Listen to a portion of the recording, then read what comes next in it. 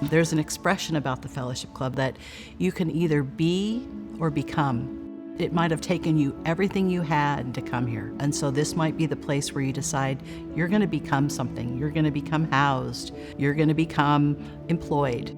And the Mental Wellness Center is that place. All right. Hey, how we doing? I'm better than you.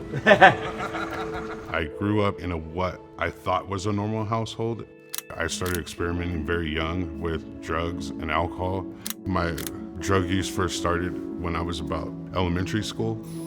I was about 20 when I was using meth every day, because what carried the troubles in my life was the lack of awareness and the support that I could have had.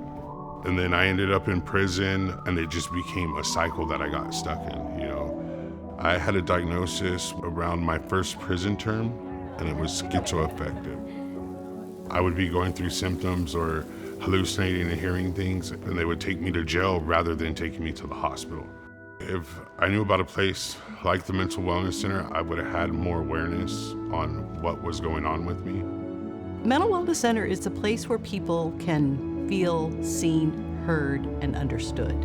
So we do everything from housing to food to clothing to emotional supports, and it takes the form of various programs.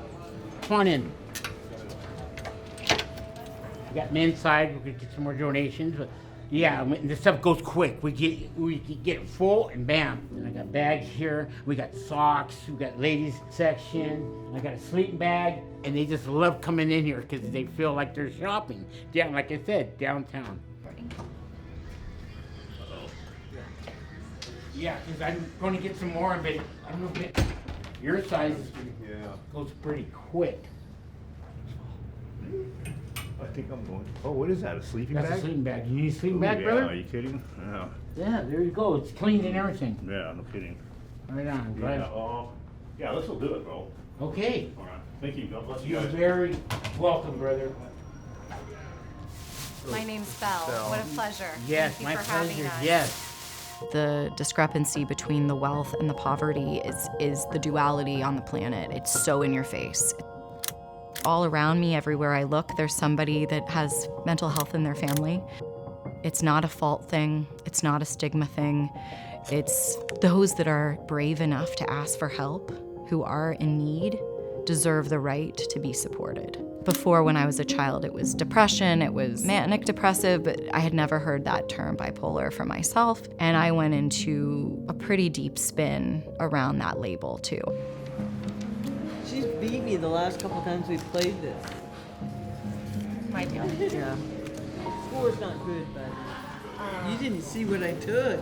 One of the myths is that it's only for certain people. I think everybody struggles with their mental health at one point or other in their life. We have parents come in who say that they don't have anywhere to turn to because their friends don't know how to talk to them about it. You look around, you're like, no, but everyone's struggling with something.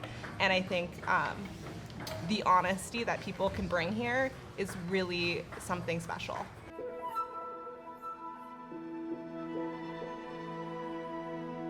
I've been coming to the Fellowship Club since June of 23. It's kind of saved my life. I was in a deep depression, wasn't getting out of bed, in the house all day. It was pretty rough. It has been kind of a lifeline, the art room. It can be really complicated and hard to do this, and to see their persistence in trying to improve, it's just been beautiful. It's kind of part of what has kept me coming back over and over every week. 5-6. I try to be prepared. Failure to prepare is preparing to fail. All right, Bill, come on. You know I'm rusty. I played a lot of ping pong growing up, and then to come here and just share it with Bill, and to both have this love for ping pong, it's been great every day, like coming to the center. It's really good to see you again. You're one of the few people that I'm able to play competitively with. Young people simply won't stand for the stigma anymore. We have an understanding that mental health challenges can be made better with appropriate care and treatment and supports. The clubs are called Wellness Connection Clubs, which I think is really important because our capacity to connect with people increased, and that's why it was so attractive. We provide education to young people because young people need to understand that mental health problems are nothing to be ashamed of. I remember in class, this girl that I didn't know, she had cuts on her wrists. I observed that and I'd kind of known how to talk about that. She was diagnosed with bipolar, had suicidal ideology, was going through a lot of family stuff, and it's like, I would not be able to handle that conversation if I had not had the education that I was given through the Mental Wellness Center. Having that early education at 14 years old, going into the Mental Wellness Center, having that backbone, really I think changed our lives and changed my communication skills, and I think changed all our friends' communication skills. So, yeah. Potentially better return on investment than my history classes for sure, in terms of what I'm taking into the world. For sure. This is real skills. Mm-hmm. Yeah. All right, let's go. I remember all the times in my life that someone believed in me.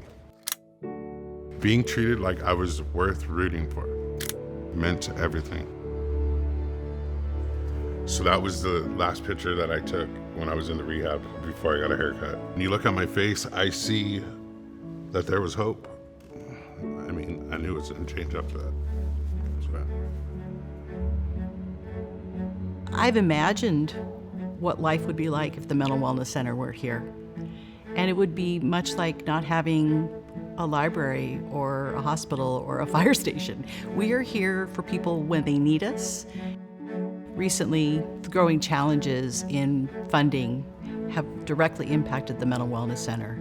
Things that used to come from the federal government to the state government down to the local government are shifting in ways that are hard to predict and are already affecting us in a negative way. One of the things I'm most proud of is that we really stand for people's need to be connected to other human beings.